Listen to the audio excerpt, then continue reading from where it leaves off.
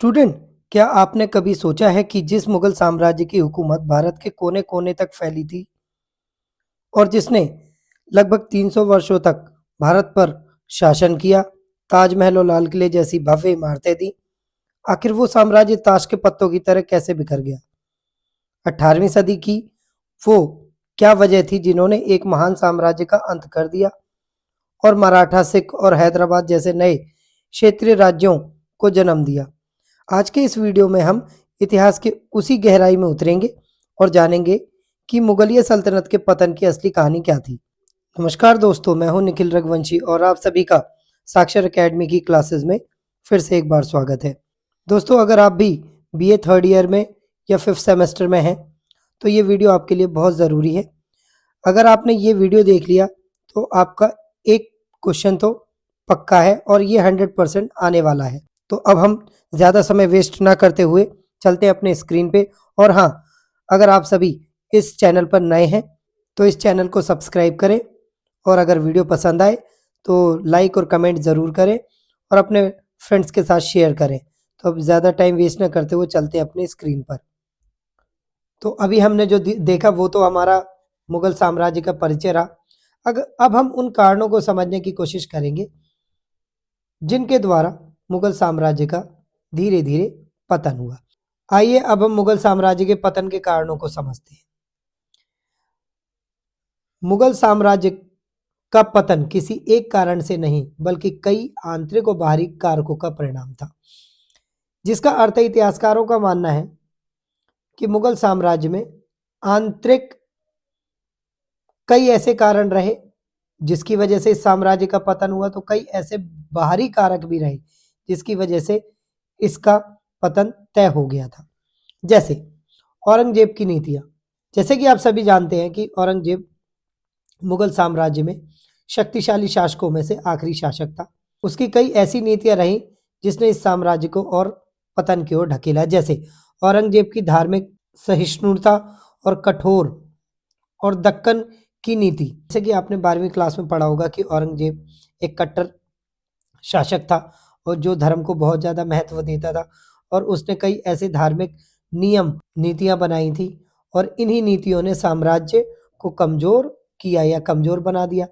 दक्कन के युद्धों में मुगलों का अपार धन और जन शक्ति बर्बाद हुई, यानी दक्षिण में कई सारे युद्ध इनके द्वारा लड़े गए और उन युद्धों को जीतने की जो इनकी लालसा थी, दक्षिण को जीतने की या दक्षिण के शासकों को हराने की जो इनकी लालसा थी, उसी के कारण इसमें कई तरीके की आर्थिक परेशानियां उत्पन्न होती रहीं जो कि बाद में पतन का एक कारण बनी।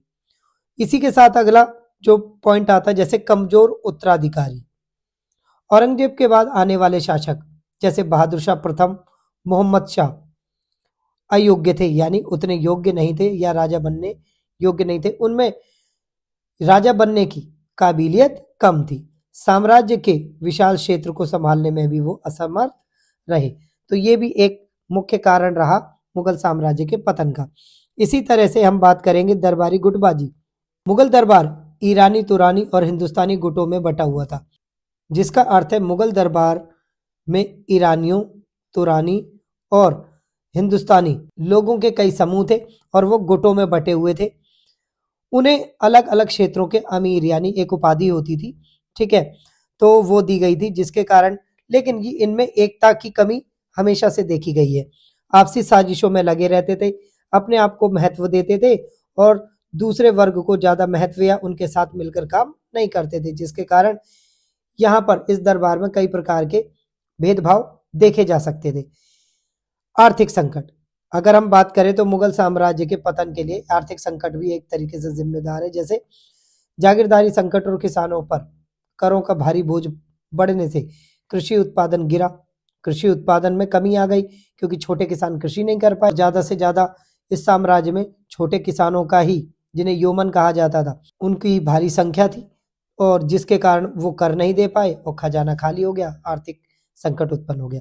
इसी प्रकार हम बाहरी संकटों की भी बात करते हैं। नादिर शाह, जिसने 1739 में और अहमद शाह अब्दाली जैसे बाहरी कई सारे आक्रमणकारी, जिन्होंने मुगल साम्राज्य में समय समय पर कई बार आक्रमण किए और मुगल सत्ता की कमर तोड़ दी और दिल्ली की पूरी प्रतिष्ठा मिट्टी में मिला दी, धूमिल कर दी। इसी प्रकार एक और कारण यहाँ पर आता है जिसे हम कहेंगे सैन्य कमजोरी। मुगलों ने अपनी नौसेना और हथियारों को आधुनिक बनाने पर ध्यान नहीं दिया। मुगल साम्राज्य काफी लंबे समय से शक्तिशाली थे और उन्होंने कई सारे युद्ध जीते थे, लेकिन वो एक क्षेत्र में कमजोर थे, वो था नौसेना।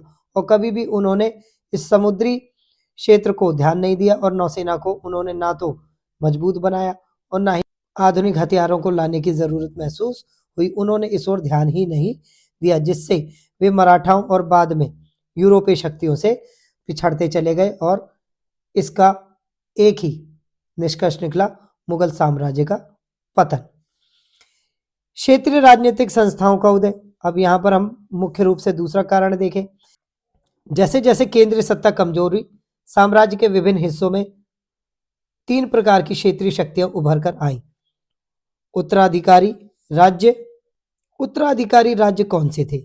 ये वे राज्य थे जो पहले मुगल प्रांत थे, लेकिन उनके गवर्नरों ने खुद को स्वतंत्र घोषित कर दिया था। यद्यपि वे नाम के लिए मुगलों को अपना सम्राट मानते थे। इनकी हम बात करेंगे जो बाद में रियासतें कहलाई, जैसे हैदराबाद की रियासत, जहां पर 1724 में निजाम उल मुल्क आसफ जहां ने इसकी स्थापना करी। इसी तरीके से बंगाल में मुर्शीद कुलीन खान ने बंगाल को एक स्वतंत्र समृद्ध राज्य बनाया, जिसके वारिस ने बाद में प्लासी का युद्ध लड़ा। उसके बाद हम बात करेंगे अवध। सआदत खान बुरहान उल मुल्क 1722 में अवध को स्वायत्त यानी स्वतंत्र घोषित किया। तो ये वो रियासतें थी जिन्होंने अलग अलग समय पर अपने आप को मुगलों से अलग बना दिया और इसी प्रकार मुगल साम्राज्य से ये अलग हो गए और मुगल साम्राज्य बाद में खंडित हो गया और खंडित होने के साथ साथ शक्तिहीन हो गया, जिसका एक ही परिणाम निकला, मुगल साम्राज्य का पतन। अब एक और यहाँ पर अगर हम बात करें तो विद्रोही नवीन राज्य, जिसमें हम बात करेंगे यानी इन्हीं साम्राज्यों में से निकले हुए कई सारे राज्य जो बाद में इन्हीं के लिए अलग और नए राज्य बने। ये राज्य मराठाओं के खिलाफ विद्रोह के परिणाम स्वरूप बने। मराठा शिवाजी महाराज, एक तरफ से मुगल साम्राज्य के लिए सिर का दर्द बना हुआ था मराठा। शिवाजी महाराज द्वारा स्थापित यह शक्ति 18वीं सदी में सबसे शक्तिशाली बनकर उभरी। इसी प्रकार से पश्चिमोत्तर में सिख, पंजाब से बंदा सिंह बहादुर और बाद में महाराजा रणजीत सिंह के नेतृत्व में सिखों ने अपनी स्वतंत्र सत्ता को स्थापित किया और अपने आप को मुगल साम्राज्य से अलग कर लिया। इसी प्रकार जाट, चूरामन और बदन सिंह ने नेतृत्व में भरतपुर राजस्थान के आसपास जाट राज्य का उदय किया। यानी कि ये सारे वो छोटे छोटे क्षेत्र थे जिन्होंने अपने आप को स्वतंत्र घोषित किया और मुगल साम्राज्य से अलग हो गए। जैसे कि अभी हमने पढ़ा कि स्वतंत्र राज्य, तो ये स्वतंत्र राज्य किन्हें कहा गया? ये वे राज्य थे जो मुगलों के नियंत्रण से काफी हद तक बाहर थे या जिन्होंने अपनी स्वतंत्रता को फिर से हासिल कर लिया था। फिर से हासिल का मतलब बाद में ये नियंत्रण से उनके मुक्त हुए और छोटी छोटी रियासतों में परिवर्तित हो गए। जैसे मैसूर, मैसूर के हैदर अली और टीपू सुल्तान के नेतृत्व में मैसूर एक शक्तिशाली दक्षिण भारतीय राज्य बन गया। पहले कभी यहाँ पर कई बार मुगलों ने इनको हराया था और अपनी सत्ता स्थापित की थी, यानी पूर्ण रूप से नहीं, मतलब आर्थिक स्थिति को मजबूत करने के लिए उनको कई बार हराया था। राजपूत, जैसे कि आपका राजस्थान और हरियाणा के कई सारे क्षेत्रों में, जैसे मारवाड़ और आमेर जैसे राज्यों ने भी मुगलों की कमजोरी का फायदा उठाया। यानी जब मुगल साम्राज्य धीरे धीरे कमजोर होने लग गया था या हो गया था, तो इन्होंने भी अपने आप को उठाकर यानी अपनी सत्ता को बढ़ाकर अपने आप को स्वतंत्र घोषित कर दिया था और पूरी शक्ति अपने हाथ में ले ली थी। इसका निष्कर्ष यह निकला कि मुगल साम्राज्य के पतन ने भारत में एक शक्ति शून्य पैदा किया, यानी वो पूर्ण रूप से शक्तिहीन हो गया, जिसे भरने के लिए क्षेत्रीय शक्तियां आपस में लड़ने लगी। यानी मुगल साम्राज्य के क्षेत्रों को अलग अलग शक्तियों ने अपनी अपनी तरफ बांट लिया या टुकड़ों में विभाजित कर दिया। अंततः क्योंकि उस समय पर मुगल साम्राज्य का कोई भी ऐसा शासक नहीं बचा था जो पूरी तरीके से मुगल साम्राज्य को एकीकृत करके रख सके और उनको दबा के रख सके।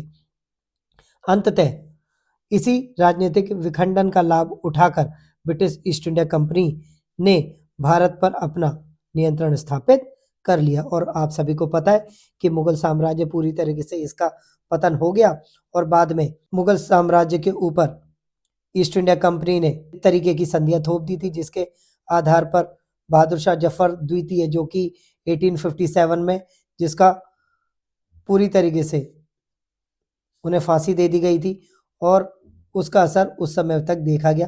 तो ये आज हमने जो विस्तार से समझे, ये सभी वो कारण थे जिसकी वजह से मुगल साम्राज्य का पतन हुआ तथा कई सारी क्षेत्रीय शक्तियां उभर कर आई।